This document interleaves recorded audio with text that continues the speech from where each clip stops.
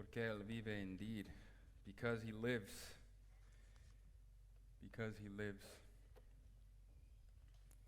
And Iram, porque I love you, I wait for him to get over there to his translation station.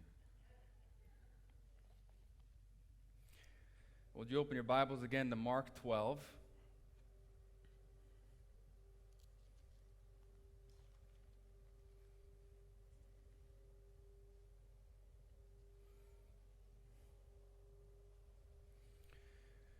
Mark 12.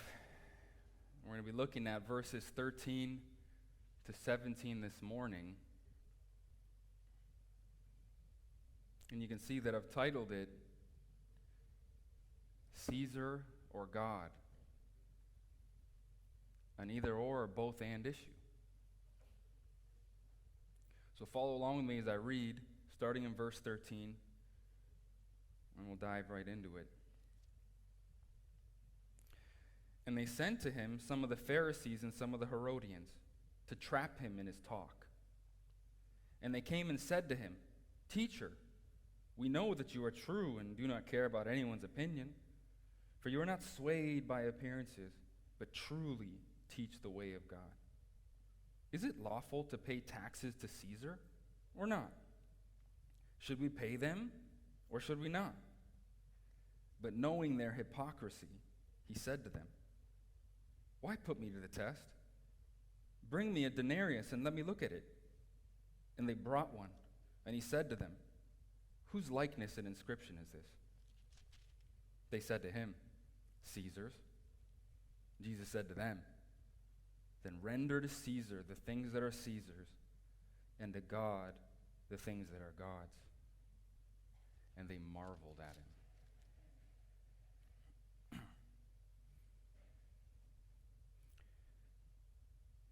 Back in 2001, after September 11th, the then president, George W. Bush, had uttered one of his more memorable and famous statements in an address to Congress with the world watching. He said this, You're in every country and in every region, you're either with us or you're with the terrorists. And regardless of what you think about his one-size-fits-all view of geopolitics, the statement that he made is fascinating. It's what logicians, that is those who study the arguments and reasoning of logic, call a false dichotomy. And a false dichotomy is when you make an argument or a claim or a statement and you present only two options that are the only two options exhaustively, and two options that are completely separate in opposition to each other mutually. And that is it. That's a false dichotomy. And sometimes they actually call this a false dilemma because you put the person who you're speaking to or arguing against in a position that's problematic. It's a dilemma. They can only choose between two options, and there are no more options. Not a third or many more. Sometimes also called an either-or argument. And that's exactly what we see here this morning with the Pharisees and the Herodians. This is the type of reasoning and logic they approach Jesus with here this morning. They come to him with an argument that they have concocted and devised in their own minds, a dilemma, a false dilemma where they say, you have only two options here, Jesus. It's a loaded question. A question which either answer that Jesus may give is going to get him in trouble with someone, either the Romans or the Jews. And so they say to him, should we pay taxes to Caesar or not? What do you say, Jesus? And it's the question that Christians throughout church history have struggled with and faced and asked themselves, and certainly a more fundamental question that Christians throughout church history have battled with, and particularly during times of persecution. Are we to obey government or God? Do we submit to the governing authorities over us, or to God? Is it really an either-or issue? Do we have to choose one or the other? Is government and God mutually exclusive? Or is there a better way? Is there another answer? But we see here this morning that Jesus does give us a better way, doesn't he? He gives us another answer. And he effectively says government and God are not mutually exclusive. There's another answer to the question you're asking me. And the answer that he gives serves as a principle for you and me and how we're to live our Christian lives, both in submission to and obedience to government on the one hand, and to God ultimately as our highest authority and the one to whom our supreme allegiance is tied to. And that principle is this: render to Caesar what is Caesar's, and to God what is God's. And so follow along with me as we look to unpack what that means and how that applies to us today. But before we do, by way of review, we're in the final act of Mark's gospel, which covers the final week of Jesus' life and ministry on earth in Jerusalem. We saw that in chapter 11. He came into Jerusalem triumphantly and humbly, lowly on a donkey, like the prophet Zechariah said Messiah would. He went straight for the temple because the temple was the center of Jewish religion, of culture, of politics. It was the most important building and edifice in all Jerusalem. And he's not happy with what he sees. And he pictures that judgment through a parable in the fig tree, the curse that's coming on Israel and the temple of Israel. And he previews that judgment by walking in and cleansing it of all of the business and commerce, the marketplace, the animal dealing, the money exchanging that was happening, and that the temple of God, whose primary function was as a house of worship, a house of prayer, had been completely perverted, completely corrupted by those in leadership, the chief priests, the scribes, and the elders. And Jesus indicts them for it. And they're upset. Where did Jesus get this authority to do this? Walking in here acting like this place is his, like he owns the place. And the irony is, they don't know it, but as God, he does own the place. That actually is his temple. And we saw them challenge him and his authority. By what authority are you doing these things? And he says, I'll tell you by what authority I'm doing these things if you first tell me, was John's baptism from heaven, from God, or from man? And Jesus is the master rhetorician, the perfect debater, the wisest, the greatest teacher, and he leaves them speechless. They don't know what to say. They're in a dilemma. They say, I don't know, so he says, neither will I tell you by what authority. Brings us to chapter 12. We saw that last week, the parable of the tenants, right, where Jesus tells them a parable, then further indicting them about these wicked tenants who murder the servants of the landowner that he keeps sending again and again and again to claim his portion of the crop, of the harvest, until finally and ultimately they even kill his son, his only son. And what does the owner do? He destroys them and he gives the vineyard to someone else. The religious leaders, they get that this parable is about them. They are the wicked tenants in it, and they are outraged. They are furious. They want to seize Jesus to arrest him, but they're too scared of the people because at this point in time, they are still very much on Jesus' side. So they leave. They leave. And then that brings us to verse 13. It's still Tuesday afternoon, possibly Wednesday morning of the Passion Week, before we know what's going to happen in a couple days on Good Friday. In verse 13. And they sent to him some of the Pharisees and some of the Herodians to trap him in his talk. Now, who's the they? Well, the they is the they from the verse just above in verse 12. It's the they whom Jesus was speaking that parable against, and they well understood it. The they from chapter 11:27, who names them specifically as the chief priests and the scribes and the elders, it's the religious leaders who are now setting in motion a plan that they started back in chapter 11, verse 18, when Jesus cleared the temple, because they hate him and they're concerned what he's going to do to their religious primacy, to their authority and influence over the people, and they set a plan in motion to kill him. They're out for blood now. That's the they. But Jesus just one-upped them with the parable of the tenants. They're afraid of the people. That was not the opportune moment to seize him, to arrest him, to try him, and ultimately to murder him, so they leave. And they try coming at him from a different angle now. And what angle is that? They send to him another group of religious leaders. Another subgroup of those religious leaders, the three that comprise the governing body and leadership of Jerusalem, right? The chief priests, scribes, and elders were the Sanhedrin. And within them, they still had various sects, including the Pharisees. And we've encountered the Pharisees numerous times already, haven't we? In chapter 7, with the purity controversy, all the way back originally in chapter 2, when we were first introduced to them in Galilee. These are the most pious men in Israel. These are the group of men known to be so devout to the Old Testament Mosaic law, to purity, to keeping it, and the oral tradition which was passed to them from their fathers and their forefathers, to the T, and holding everyone else accountable to it. These men were blameless, they were pure, they were pious, certainly in their own eyes and in the eyes of the people. These were the best. They had great influence over the people. But it's the fact that they come here to Jesus with this other group.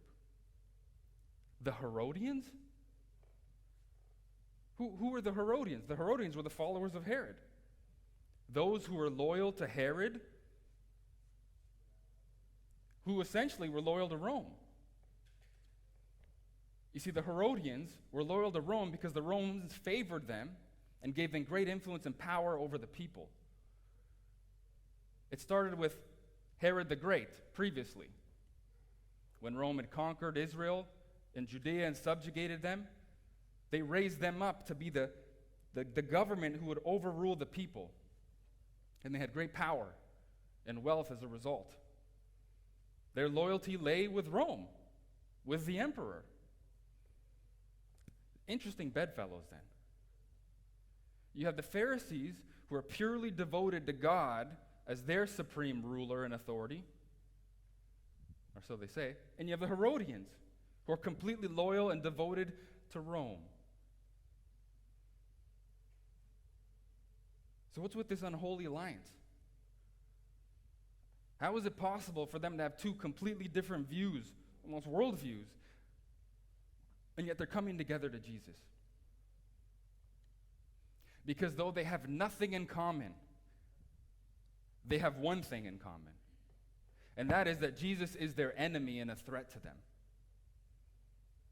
So this most unlikely of an alliance, an unholy alliance, is now formed because of a common enemy. It's one of those, the enemy of my enemy is my friend type of thing. Jesus is a threat to them both. He's a threat to the Herodians and their rule, the wealth, the corruption.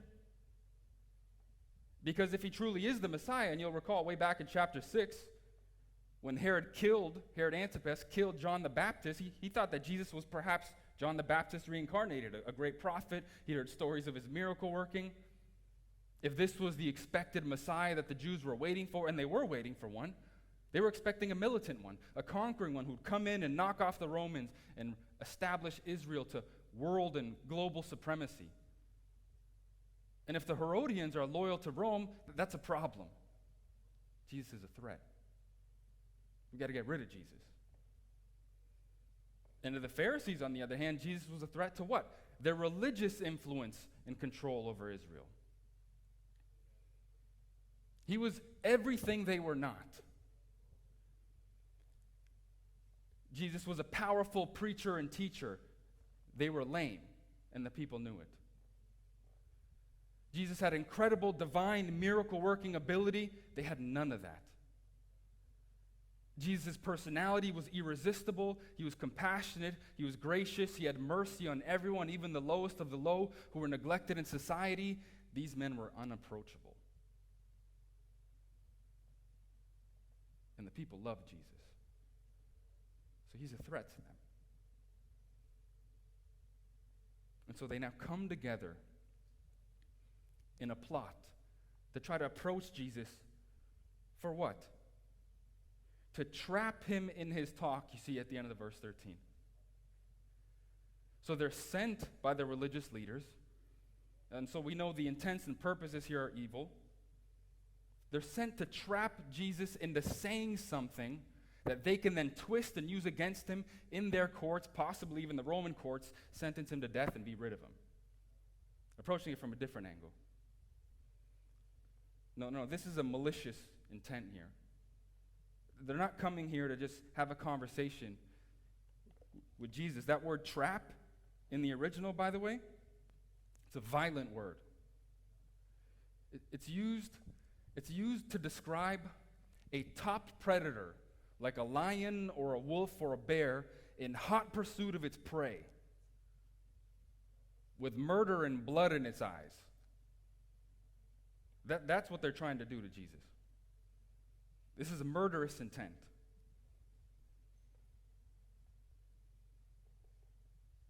They're coming at him like a wolf that is bloodthirsty, that is hungry, and will stop at nothing until it kills its prey.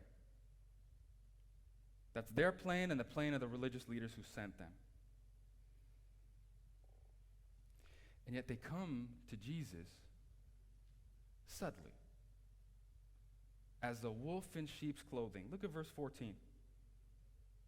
And they came and said to him, "Teacher, we know that you are true and do not care about anyone's opinion, for you are not swayed by appearances, but truly teach the way of God." Wow. Their murderous intent is masked by their clothing in sheep, by their flattery. They come to Jesus with kind words, trying to butter him up before they bait him in to trap him in his own words. And they start first by calling him teacher. Wow, now they respect and revere him, right? Revere him enough to call him teacher. Well, teacher. We know that you are true and do not care about anyone's opinion. We know that you are true, which means you always say and do the right thing. Your commitment to the truth of God is unequivocal. That's what they're saying. And do not care about anyone's opinion. What does that mean? They're saying your commitment to the truth of God is regardless of what anyone else might say to you otherwise. Regardless of offending anyone who might not share those same truthful views and teachings that you're sharing. We know nothing deters you from speaking the truth, Jesus. Not the opinions of men. The next part is interesting. For you are not swayed by appearances. What does that mean? Literally, in the original Greek, it's you're not swayed when you look at someone in the face. Looking at someone in the face doesn't change you. And it's an idiom, an expression, which simply means it does not matter who you're speaking to, who you're dealing with, what your circumstances are. You will not deter or swerve from the truth. Your commitment to the truth of God is unequivocal, and we know that. Doesn't matter if you're speaking to influential, powerful people or speaking to nobody, lowly people. Your commitment is unassailable. And notice the last part. Your commitment to truly teach the way of God. To truly teach the way of God. And that's exactly true, isn't it? It's ironic that they don't believe a single word they're saying, but everything they're saying about Jesus is completely true. Jesus is perfectly faithful to always perfectly speak and say and do the right thing in every circumstance. He never wavers from his commitment to God and to do the mission of God, the mission for which God sent him to do, perfectly. They're saying these words, and they don't even realize that it's true. We know it's true.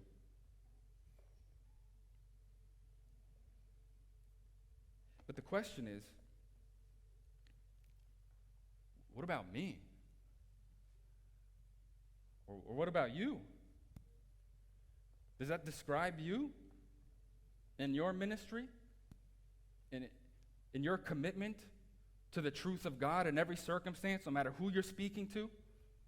No matter what the consequences might be? Because that's the model and standard that Jesus lays out for us. That's the model and standard that we're to strive towards. Say, oh no, I can't talk about the wrath of God towards sinners and the judgment that's coming on them, the holiness of God that demanded a penalty for sin, and either that penalty will be paid on the cross by Jesus or you forever in hell. I can't say that. That's too violent, too angry of a message. People will never accept that. It makes God look angry and violent. No, I just like to talk about the love of God.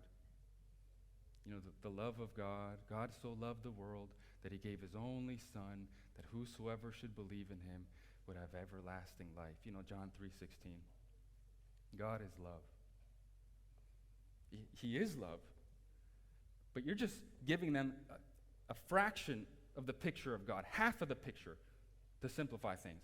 His love is matched by and equal to his holiness. And actually, the latter is what prompted the former. It's his holiness that demanded a penalty and price for sin, that demanded he send his Son, which is the ultimate demonstration of his love. You can't separate these two. But it's not a nice message. We're afraid to speak the full truth of God in that sense, aren't we? And that's at least if we know it. It's incredible. Ligonier, the media ministry of the late, great R.C. Sproul, does a biannual survey every 2 years, and they started doing it in 2016, surveying evangelical Christians, that's us, that's Bible-believing Christians, to see what they believe about God, about the Bible, about Christ, about the core fundamental doctrines of the Christian faith. Really basic stuff, 21 questions. And over 50% of them, since 2018, 2018, 2020, say that they believe, everyone sins a little, but by and large, everyone is a good person. This is evangelicals. I'm not talking about unbelievers or universalists.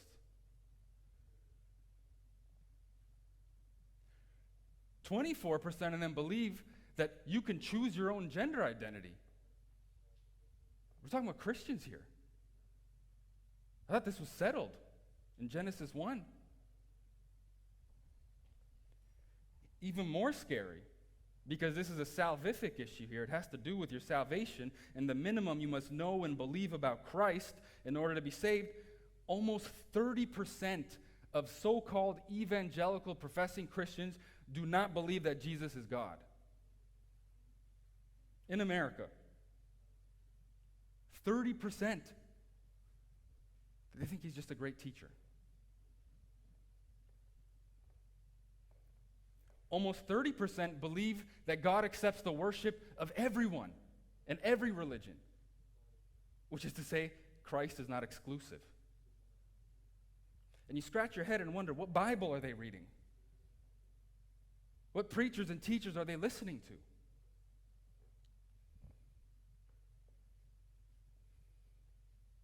And that's obviously worse if you don't even know the truth to speak it when you must. But are you afraid to speak the truth? Those of you who do know it, and I know many of you do know it. The truth about Christ, first and foremost, yes, the gospel, the saving gospel message in Christ alone, by grace alone, through faith alone, in his atoning substitutionary death alone. We get that. But what about in other areas of life? Oh, I don't know. I'm worried. I don't know if I can tell them that that rioting and looting and burning police cars and buildings and punching and beating people that you disagree with is wrong. I don't know if I can tell them to do that. What if they beat me? What if they hurt me?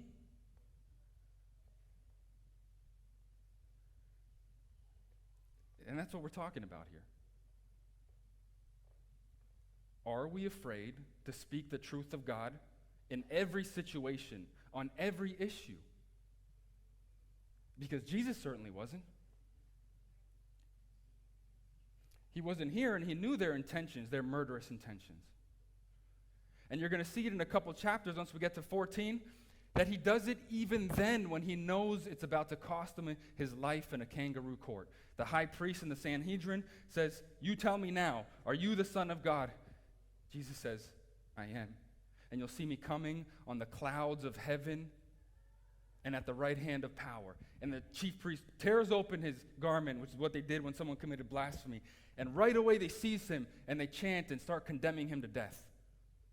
He was willing to do that for the sake of speaking the truth and always doing what is right here that even these religious leaders falsely and hypocritically realize. He did that. And right after they did that, they started punching him and kicking him and spitting on him and mocking him and covering his face and punching him in the head and saying, "Prophesy now. Who struck you? Who hit you?" And he endured that torture. The floggings that ripped open his body with wounds an inch and a half deep, head to toe. I'm sure you've all seen that movie. As graphic as it is, it depicts exactly what happened to him historically. And it's hard to watch. And then he was nailed with 7-inch spikes to that cross, and he hung there for 6 hours in agony.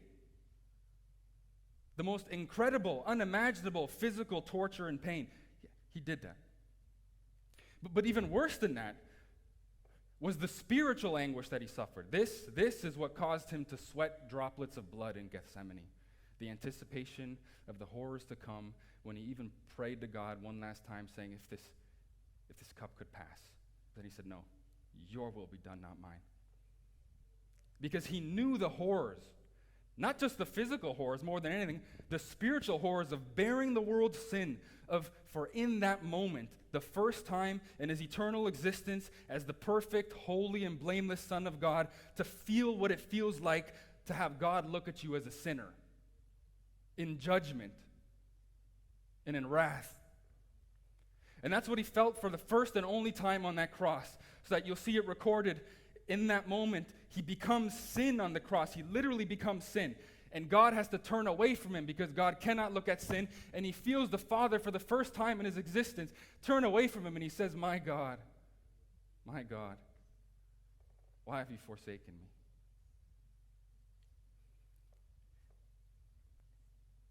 And he did that for sinners. He did that for you, and he did that for me. Willingly. He knew exactly what was awaiting him. And he did it out of love. Nothing stopped him from doing the right thing. All you have to do is believe. He doesn't ask much. You just have to believe that Jesus did just that. He bore the full fury and weight of wrath of God in judgment on the cross that was due sinners. He did it in your place. You just have to believe that. You have to believe that only the blood of Christ can reconcile you to God, can wash away your sin, can make you at peace with God. And if you do that, you'll be saved, the Bible says. Saved from what? Saved from God, from the wrath of God. It's God's judgment against sin. We're not saved from Satan. We're saved from God. And the punishment due sinners.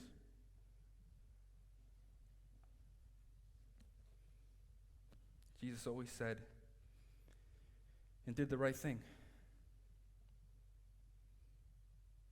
And in stunning hypocrisy, even the Pharisees and the Herodians admit that, even if they don't believe it.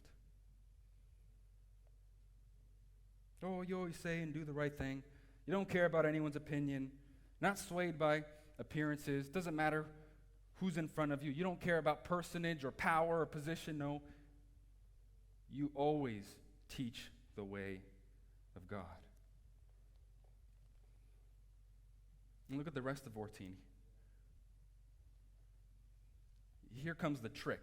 Here comes the trap that they've been buttering him up for. Is it lawful to pay taxes to Caesar or not? Should we pay them or should we not? And here's the dilemma. Here is the dilemma that the Pharisees and the Herodians now throw Jesus on. They throw him on the horns of a dilemma that are going to impale him one way or another. Because whichever answer he chooses, it's going to get him in trouble with someone. And they think they have him.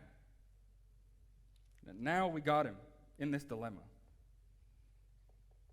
The question is it really a dilemma? Or is it a false dilemma that we talked about earlier? Is it only one of these two options? Or is there another way? A better way? Well, look at Jesus' response. In verse 15, it says, "But knowing their hypocrisy, he said to them, 'Why put me to the test? Bring me a denarius and let me look at it.'" Jesus now knows their hypocrisy. We've seen it from the first verse of 13. It says, they come to him and they're trying to trap him. We know this is hypocritical, and now Jesus also makes it clear that he knows. And of course he knows as God. He's omniscient.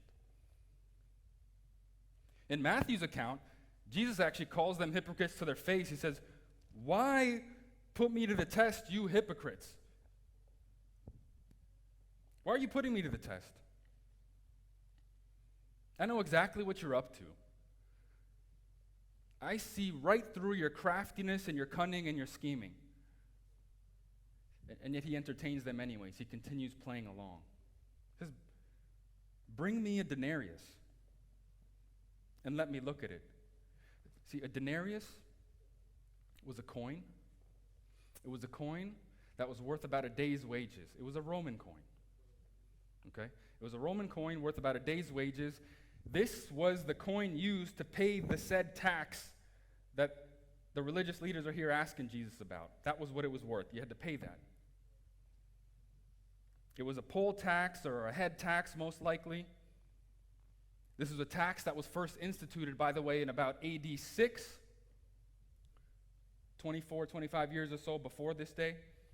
And it happened when Herod Archelaus, who was the tetrarch of Judea at that time. Remember, Herod the Great had 4 sons. We've already met Herod Antipas. He was the tetrarch of Galilee and Perea.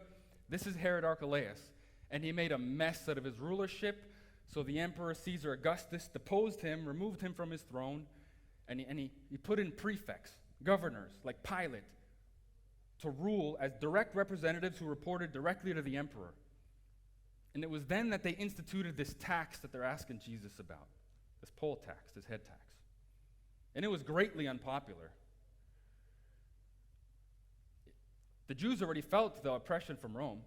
They were squeezing and pressing them down from every angle, including even financially, and they reluctantly paid this tax. And there was many who didn't. Actually, there was Judas, not Judas, one of the 12, of course, another Judas, the Galilean, who then, in response to that tax in 86, started an uprising with zealots who said, "No, we're giving tribute only to God," and they refused to pay the tax, and Rome had to squash that rebellion. But it remained unpopular to this very day. So they think Jesus is in a pickle.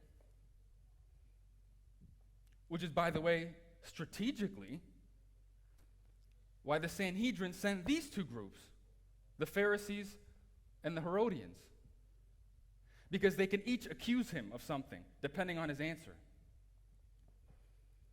If Jesus says, yes, you should pay the tax, then the Pharisees will expose him as a false religious teacher. He's a phony. He's not really committed. He's not devout. So much for his kingdom of God teaching. He thinks the Romans are in charge, and he's telling you to pay taxes to the Rome, and they'll discredit him in front of the people, and you'll lose the influence. Yet on the other hand, if he says, no, don't pay the tax, Then the Herodians will rise up and they'll accuse him of sedition against Rome, a crime punishable by death. What a plot. How is he going to evade this one? He says, bring me a denarius and let me look at it. This doesn't mean, by the way, that they had to leave this conversation and go and get one. No, actually, Matthew and Luke both record Jesus saying, show me a denarius. Meaning, I don't have one. Give me the denarius out of your pocket.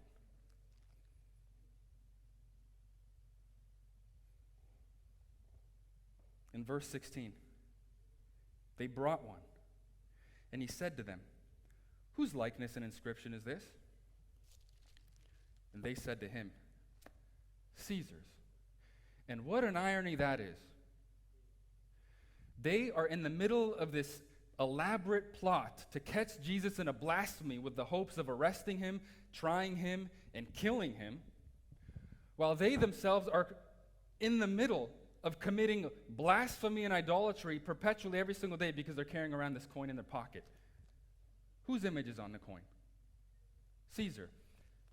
At that point in time, it was Tiberius Caesar who was emperor. And he had these coins minted in the denarius. It had his image on it, and around it in Latin, it said this, translated into English. Here is Tiberius Caesar, the son of the divine Augustus Caesar himself, Augustus.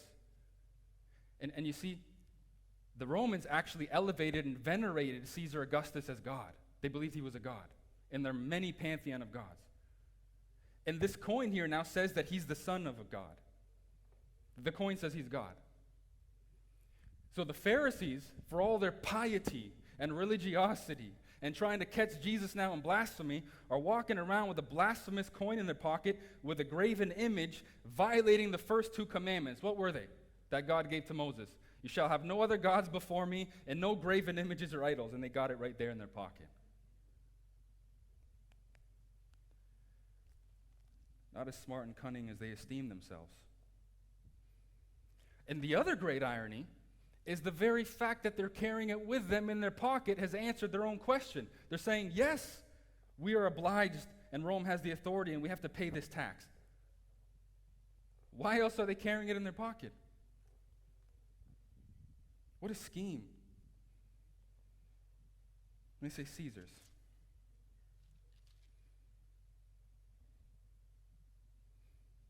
So what does Jesus say? Jesus said to them, and here comes the great principle. And I can imagine how this conversation goes. It's so obvious. He says, whose likeness, which means image? Whose image is on this coin and whose inscription? What are you talking about? Caesar's. That's obvious. Caesar's, they say. So Jesus says to them, well, then the answer to your question should be obvious then too, shouldn't it? Verse 17.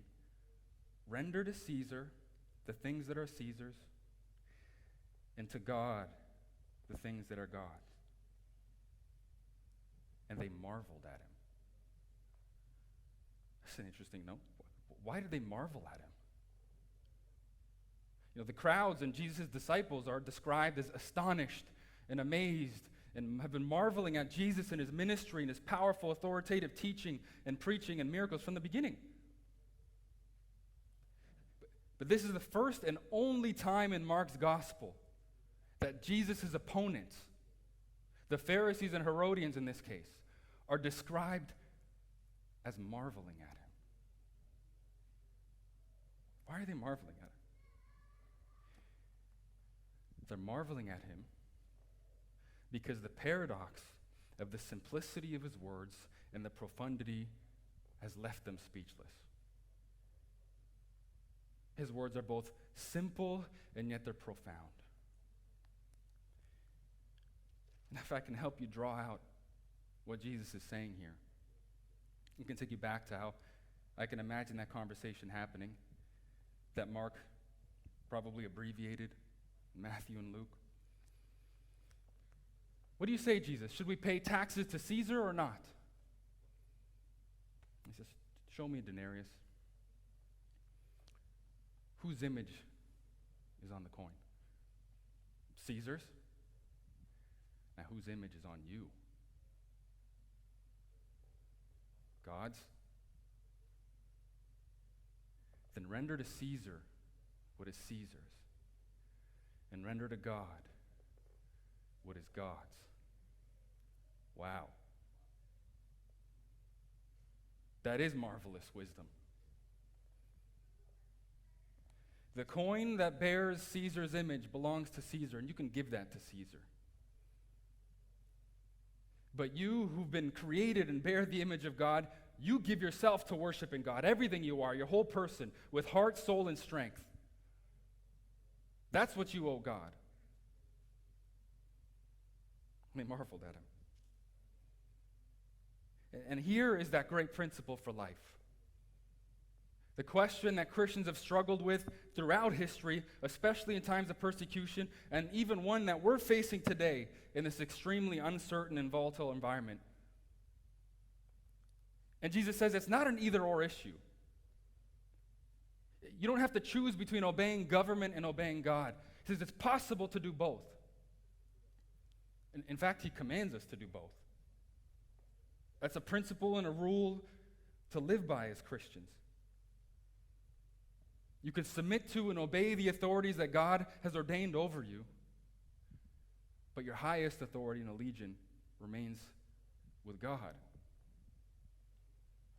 And that's the principle that we see his apostles lay out for us in much greater detail in the New Testament. In Romans 13, if you turn to Romans 13, we see the Apostle Paul. And we're familiar with this one. Here's what he says in the first 7 verses of Romans 13. He says, "Let every person be subject to the governing authorities, for there is no authority except from God, and those that exist have been instituted by God. Therefore, whoever resists the authorities resists what God has appointed, and those who resist will incur judgment. For rulers are not a terror to good conduct, but to bad. Would you have no fear of the one who is in authority? Then do what is good, and you will receive his approval. For he is God's servant for your good. But if you do wrong, be afraid, for he does not bear the sword in vain. For he is the servant of God, an avenger who carries out God's wrath on the wrongdoer. Therefore, one must be in subjection, not only to avoid God's wrath, but also for the sake of conscience. For because of this you also pay taxes. For the authorities are ministers of God, attending to this very thing. Pay to all what is owed to them, taxes to whom taxes are owed, revenue to whom revenue is owed, respect to whom respect is owed, honor to whom honor is owed." God ordains and institutes the governing powers, and he does this for your benefit, to punish those who do evil and to reward those who do good. So you honor them, respect them, submit to them, obey them, and yes, even pay taxes to them. No more under-the-table black market dealings. No more tax evasion. There are other ways and loopholes that you can use to get around paying as much tax that are perfectly legal. Tax deferral. Just ask Trump. Apparently he has mastered this, for those who've been following the news recently. And bravo to him. There are ways to get around paying more than you need to pay. But you need to pay it. And actually, Peter echoes almost the exact same thing. If you turn to 1 Peter 2, he says almost the exact same thing in an abbreviated form, and he adds another element to it. 1 Peter chapter 2, listen what he says in verse 13. "Be subject for the Lord's sake to every human institution, whether it be to the emperor as supreme or to governors as sent by him to punish those who do evil and to praise those who do good. For this is the will of God, that by doing good you should put to silence the ignorance of foolish people, live as people who are free, not using your freedom as a cover-up for evil, but living as servants of God. Honor everyone, love the brotherhood, fear God, honor the emperor." Wow, that's crystal clear. And actually, Paul, writing to his young pastor in training, Titus, listen to what he says in Titus 3:1, and he adds another element to it, about our Christian witness and how our submission and obedience to the government reflects upon the witness to Christ.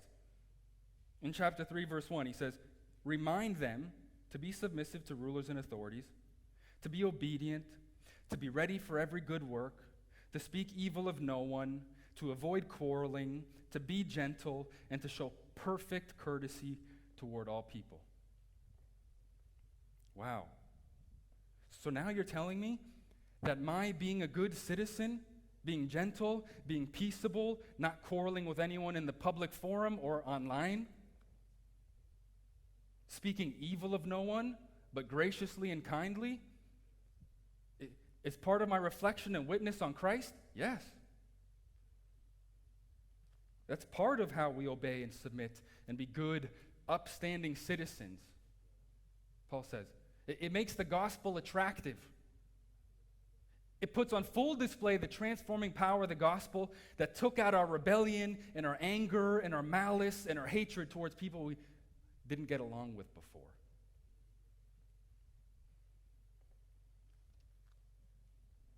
That's the truth of the matter. And Paul adds another element, an incredible element, that some of us like to forget. In 1 Timothy 2, there's something else that God requires us to do in our relationship with government and the authorities over us that He ordained. In 1 Timothy 2, he says, first of all, then I urge that supplications, prayers, intercessions, and thanksgivings be made for all people, for kings and all who are in high positions, that we may lead a peaceful and quiet life, godly and dignified in every way. This is good, and it is pleasing in the sight of God our Savior, who desires all people to be saved and to come to the knowledge of the truth. Wait a second. You mean to tell me I'm called to offer thanksgivings and intercessory prayer and supplications on behalf of the godless Mayor Garcetti? The spawn of Satan, Governor Newsom? Apparently. That's part of our relationship with the government. That's how we make the gospel attractive. That's how we show the power on display. When we love our enemies, and even enemies of the gospel, like Paul likes to call the Judaizers. That's how we do it. That's what we do, even when people who we disagree with, whose policies we don't like, whose policies couldn't be more anti-God and corrupt, are elected to public office. That's how we respond. We pray for them. We pray for them. We don't go out protesting and picketing City Hall, even peacefully, even if it's well within our rights. And we certainly don't do it violently. We don't go around rioting and looting, being freeloaders, and throwing Molotov cocktails at cars, burning the city down. No, that's not what Christians do. Not even peacefully. It doesn't matter if it is our constitutionally protected right. Because Christians, by and large, are a people marked by what? The renunciation of our rights and freedoms, not the defense of them. Big difference.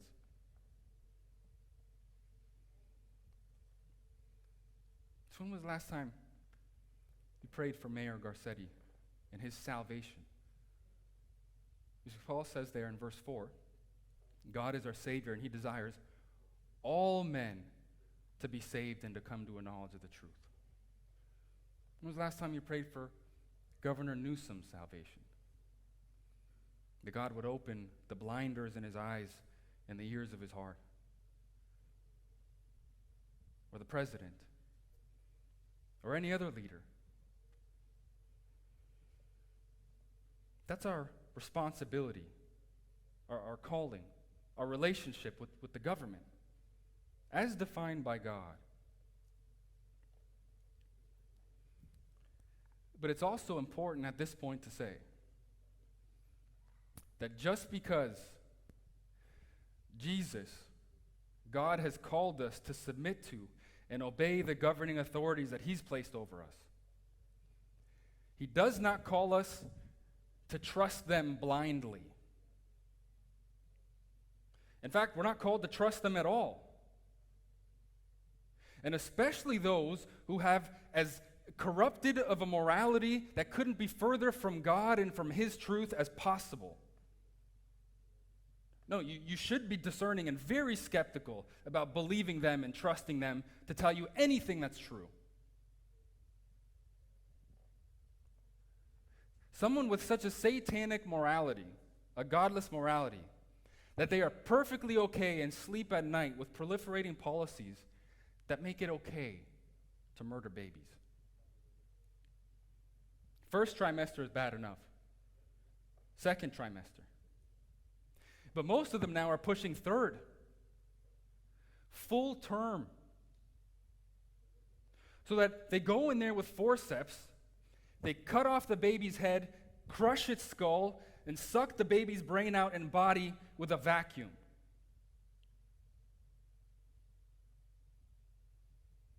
You're going to trust that person to tell you the truth? Who's okay with that? Or who believe it's a right? Every person can choose their gender. Gender is not something that was assigned by God at birth all the way back in Genesis 1 in creation. No. Everyone has the right to choose. And you can choose to mutilate your body permanently and irreversibly. And not just that, but children have that right. 8-year-olds. An 8-year-old can choose what gender they want to identify as. And if it's not their gender that they were born with biologically, then they have the right to undergo permanent, irreversible hormone treatment, therapy, and even gender reassignment surgery. That's their right. I mean, do I need to say it? How can we believe people like that? I'm not saying they can't ever be right. A broken clock is right even twice a day. But you understand what I'm saying? With that kind of morality undergirding their policy and what they say,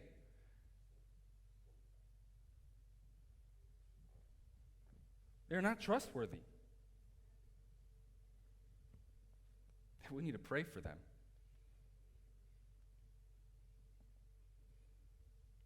Which brings us to the last aspect of our relationship with government and submission to their authority. That, yeah, we understand the principle. It's clear as day. Jesus rendered to Caesar what's Caesar and to God what's God's. But there is one circumstance, and one circumstance alone, in which believers cannot obey and submit to the government. And it is this. When the government orders you, commands you to do something that is directly contrary to God, that is directly contrary to the will of God and the commandments of God for your Christian life, then we cannot follow man. Then we must do like the apostles did in the early church when persecution came, and in Acts 4:19 and again in 5:29, Peter's before the Sanhedrin, the same Sanhedrin, the high priest, and they're imprisoning him. They just broke out. Angels set them free. And they're saying, stop preaching Christ or we're going to keep persecuting you and we're going to kill you. And he says, there comes a point in time where we must obey God rather than man. We cannot stop preaching the gospel. That's the mission of the church. And it's in that moment only that if we're forced with the choice, we must choose to obey God. We must. And God's people have been facing this decision and this choice throughout history. Never mind the early church and the rampant waves of persecution under Nero and Decius and Diocletian. They had a choice. They could have bowed the knee to emperor, and they didn't.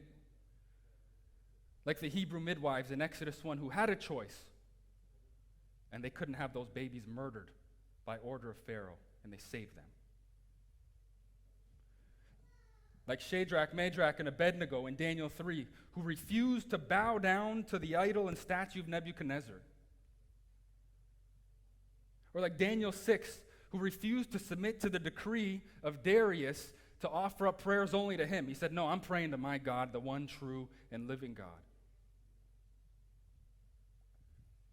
And like the apostles in the early church and all those throughout history, many of which who paid the ultimate price. But they were prepared to die. They were willing to die because they knew what awaited them on the other side in eternity. It was far greater than any horrible death, excruciating pain, unimaginable persecution in this life. The joys that were awaiting them.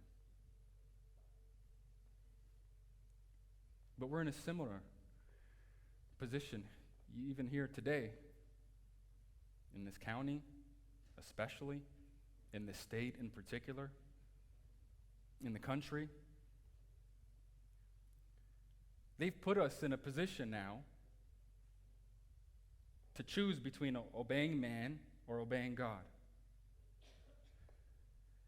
Because they've locked us down for now almost 8 months since March because of a virus which, as time went on, we have seen has a 99.8% survivability rate. It is not the Black Death bubonic plague they told us in March was going to wipe out 2 million in America by the end of the year. Thank God it's not. But they've locked us down. And they said we can't worship and gather together as a church indoors. Now, of course, we want to protect the sick and the vulnerable, absolutely. Thankfully, those are the vast minority of people, and we can protect them and watch out for them. Take whatever measures and precautions we must out of love for them, absolutely. But what's the excuse now for not letting places of worship and churches gather and meet? From the very beginning, so many other places have remained open, right? Casinos generate massive amounts of revenue for the economy. Those are open. Immoral places like strip clubs and many places are open. That's fine. No problem. Big, massive retail giants and conglomerates, Walmart, Target, Home Depot, that they are essential businesses and they've been open from the beginning. They have thousands of visitors a day. That's essential. Marijuana dispensaries, that's also an essential service. Open, no problems. Liquor stores, open, essential. Can't leave people at home, strapped at home inside, locked in without alcohol. Well, abortion services, that's absolutely essential. Women have right to choose. That's essential. They're open. And protesting, rioting, looting, that's also essential. By the way, that's not just essential, it's safe. It's safe. You can go out by the thousands and gather together and throw Molotov cocktails at police cars, burn down buildings, punch and kick people that disagree with you, do whatever you want violently, and you're safe. For some reason, the virus doesn't spread among that crowd. Shoulder to shoulder, no masks, yelling in each other's faces. That's okay. Public health officers, the governing authorities, not only do they say it's okay and legal, they endorse it. They're encouraging it. Go exercise your First Amendment rights and protest. You can do all that. You're safe. Virus won't catch you. Oh, you want to go celebrate the Lakers championship, their 17th last Sunday? That's fine too. Thousands of you pouring in outside Staples Center. No masks, nothing. That's fine. No problems there. In fact, here's a brick. Why don't you throw it at the police car? Here's a Molotov cocktail. Throw it at the police car. And they did. Oh, but you want to go to church? Indoors? With 100 people? Absolutely not. That's strictly forbidden. Don't you understand that churches are a cesspool for coronavirus? It's a petri dish in there. Absolutely not. You want to worship and have a small group, a Bible study, a community group at home? No way. That is not safe. You can't do it. you get the point. This is not about health and safety. I'm not sure it's ever been about health and safety, to be honest. And we're seeing that now more than ever, when the science and the data that they've been quoting and using, saying they're using for so long to inform their decisions, no longer supports these kinds of restricted, draconian shutdowns, and yet they're still doing it for certain places. The question is why? Even the World Health Organization last week said these nationwide lockdowns have got to stop. They are ineffective at combating and preventing the spread of coronavirus. So the question is, why are they doing this? Why? And this is what happens when you have people in positions of leadership, in public office, in the highest levels of public office, who have a morality that does not care about God, does not value the things about God, do not know God, and I would go so far as to say hate God. They hate God because of their views on life in the womb, the sanctity of genders as defined and designed by God, the sanctity of marriage and other things. They hate him. So it's not important to them to have places of worship, churches open. Plus, they're not making any money. So they're at the bottom of the totem pole. And that's why they're keeping us closed. Not for health and safety reasons. That's obvious by now. It's been obvious for a long time. It's because they have a satanic morality, completely corrupted to the core.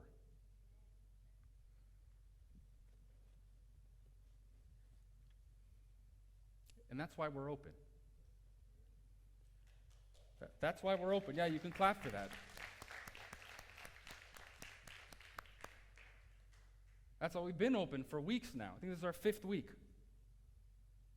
That's why we're having church. That's why we're gathering together. That's why we're praying together, singing to the Lord together, encouraging one another to good works and love, meeting at home in small group studies, studying the Word of God together, because this is what God calls true worshipers to do everywhere, in spirit and in truth, with all that we are. Render to Caesar what is Caesar's. What's Caesar's? That coin made in his image. Render to God what's God's. What's that? You and me made in his image. And we can never, ever stop worshiping God.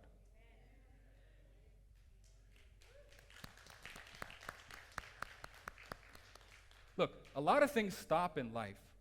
There's a time to do certain things and to act and to say and a time not to. We understand that with wisdom. One thing we never do is we never stop worshiping God. That's what God commands us to do with respect to the government. You know, there's a period of time, like in the beginning, where we were told it's another bubonic plague. The bubonic plague, for those of you who don't know, wiped up 250 million people in the High Middle Ages, and from the 13th to the 16th century on.